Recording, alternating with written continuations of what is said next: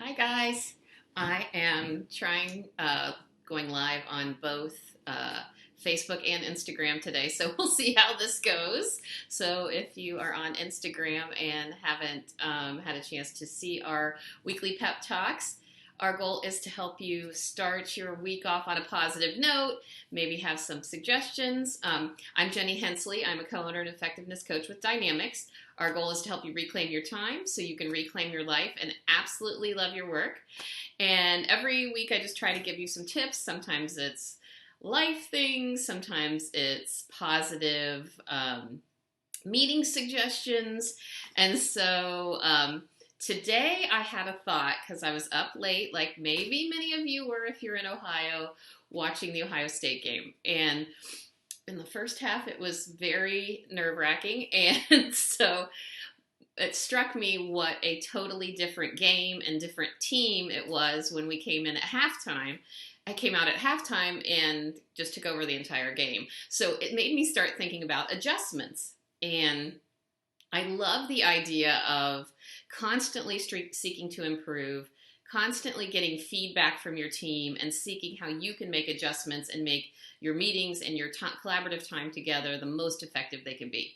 So when I was thinking about this, the number one thing that came up in my mind was the most important question that you can ask when you're asking for feedback. So if you are going to do an evaluation after you do a retreat or a training or a meeting, what's the most important thing you can ask? It is this question.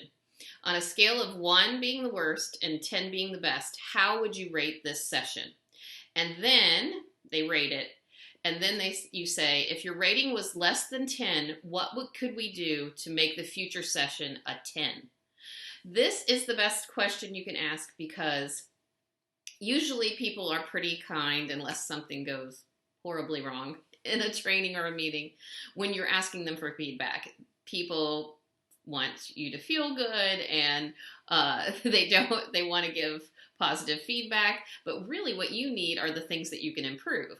So by giving them an option of, was this a 10, they can tell you it was an 8 or a 9 and still make you feel good, but also give you really valid feedback. And then by following up and saying, okay, now how could we make it a 10? People feel like they can be open and not hurt your feelings by giving that feedback. So that's the best question you can ask. And I would say if you only have time for one question, ask that question. We do our evaluations after trainings online so that it's completely, people don't have to write and you're going to tell who the person is, so it's completely anonymous. But here are some other tips for you. It should be super, super short. I'm saying like 5 minutes. We usually do 3 to 4 questions. And they shouldn't have to write a whole book. If you're going to have multiple questions, give them an opportunity to do a check mark so that they can just give you a rating. So it should be super short. This is another thing that we do. We will give them time in the training. So we will say, okay, we're going to take 10 minutes to do the evaluation now. Here is the link. We use the site form site. And give them the link and give them actual time to do the evaluation right there. And then they also feel that kind of peer pressure because everybody else in the room is doing it too. So that's important too. The next thing sounds so simple, but I just have seen it over and over again. And I actually did it. AT&T called me yesterday as a follow-up because my internet was having issues to give feedback. They wanted 8 minutes of my time. By the time when I hung up, it had been 15 minutes. And I was thinking, what am I doing? They just were going through, and it felt like they were asking the same question over and over again in different ways.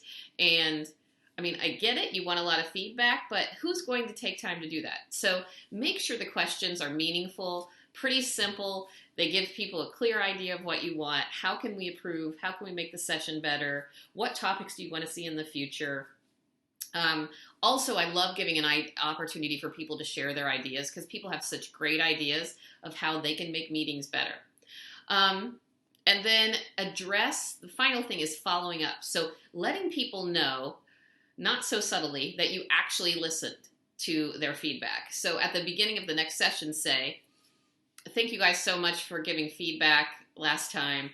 Here are some things that the group said, not that individuals said, but that the whole group said. And so this is how I have altered our meetings based on what you said. It makes people feel valued. The next time you ask for feedback, they'll think, wow, they're going to really listen to what I say, so they're going to give feedback. And it helps you to continually improve and helps to build morale and makes your team feel valued. So those are my tips.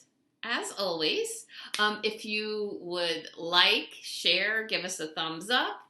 We're more likely to get this message to people, especially people who may be running your meetings, which would be great. And as always, I hope you're having a great Sunday. And if you're lucky enough to have today off, please take time and enjoy it. And don't work all day. Thanks, guys.